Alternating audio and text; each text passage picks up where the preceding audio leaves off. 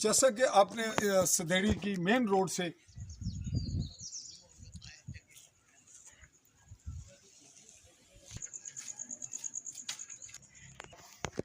Link होकर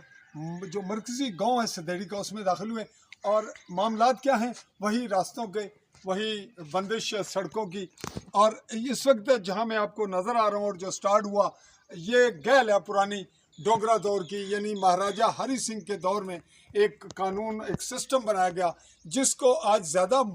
मुफीद और बेहतर होना चाहिए था, वो बजाय इसके कि डिस्टर्ब ज़्यादा हो रहा है बजाय बेहतर होने के। अच्छा जनाब, हम बैक साइड पे आपको मस्जिद दिखा रहे हैं, मरकज़ी जामिया मस्जिद, और इसके पीछे बिल्कुल इस पहाड़ी के साथ बक्सर बंडाला जो और किला है उसका, और ये पहाड़ी है इसका, इसके बैक साइड पे सुली और दूसरा गांव है जी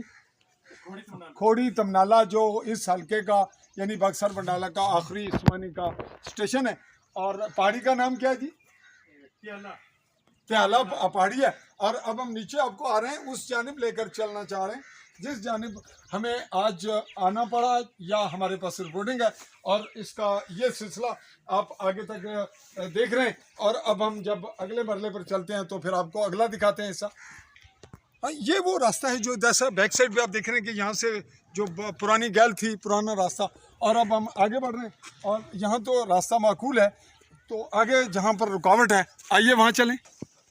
जी। ये वो रास्ते हैं जिन्हें हम खोलने के बजाय तंग कर रहे हैं। जो एक मुसलमान माशरा है इस्लामी, वो क्या तकाजे करता है और इंसानी माशरा भी ये तकाजे करता है। ये आप करीब से देख रहे हैं, थोड़ा कुछ हद तक गुजरने का है, बाइक गुजर लेगी, लेकिन कुछ आगे बढ़ रहे हैं। जैसे जैसे हम देख रहे हैं कि ये सूरत हाल इन कांटों की वजह से यहाँ तक आन पहुँची कि अब एक आदमी अगर पैदल भी चलेगा तो उसको भी शदीद मुश्किलात आ रही हैं। और यूँ ये बना इस गांव के लोगों के लिए मसला और टेंशन, और यूँ इस रास्ते को अजियत समझकर लोगों ने कॉल किया मीडिया को, और मैं बासियत मीडिया पर्सन ऐसे वाक़यात को रिपोर्ट करता हूँ। और आज हम इसी रिपोर्ट को यहाँ पे इनसे पूछना चाहेंगे। जी अरशद साहब, इस रास्ते की जानिब भी आप आ जाएं और ये बताएं कि मामला क्या है और इसके लिए क्या मुश्किलात हैं आवाम को। सर नाम बताइए, वल्दियत बताइए। अरशद महमूद बल मोहम्मद याकूब सदेड़ी गांव से।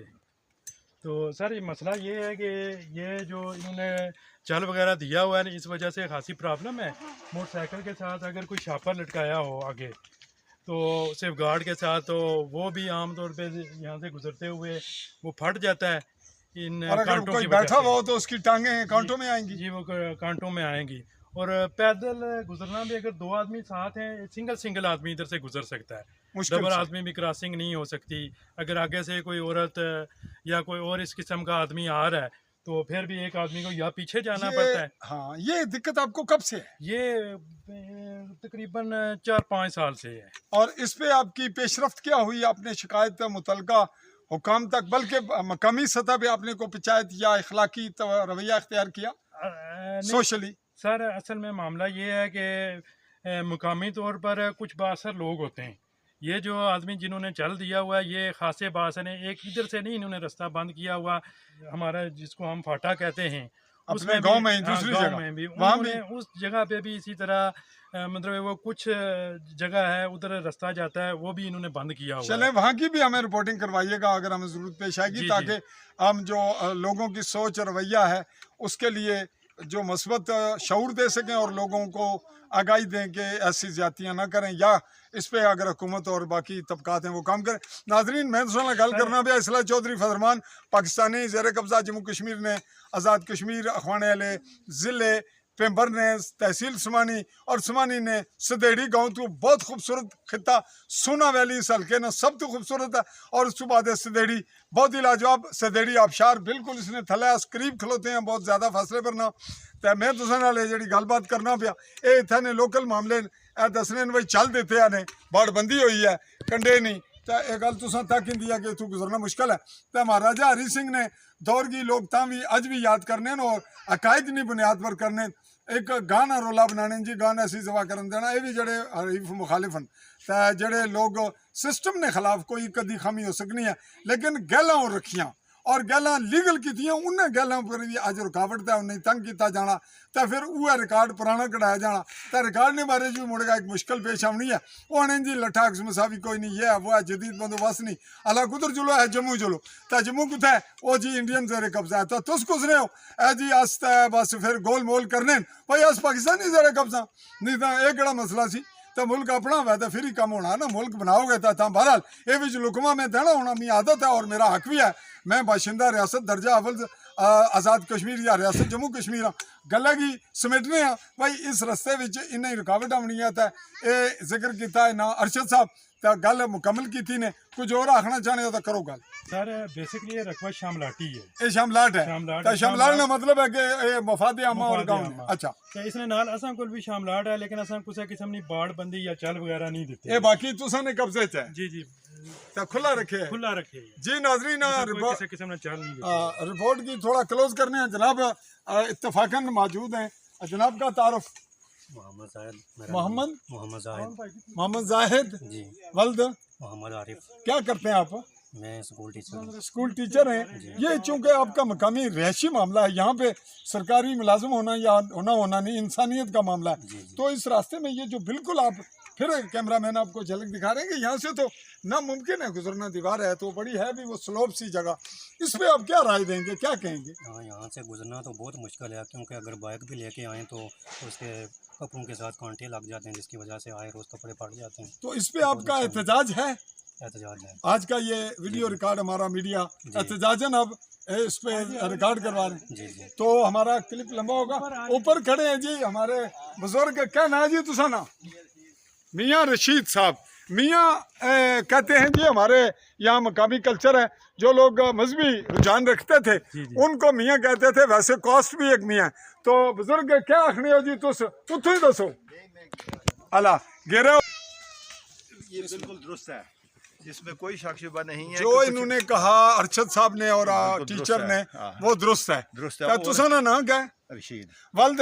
मोहम्मद अहमद जी हाँ तो जनाब मियाँ तुसें क्यों आखने मैं इमाम मस्जिद साहब का माशाल्लाह जी इमाम मस्जिद जी बड़ी दिलचस्प बात आ गई कुछ और क्या आखने मैं क्या कहना चाहता हूँ कि ये जो उन्होंने कहा है बिल्कुल ठीक है इसमें कोई शक शुबा नहीं है तो इसका तदारुक क्या हो इसका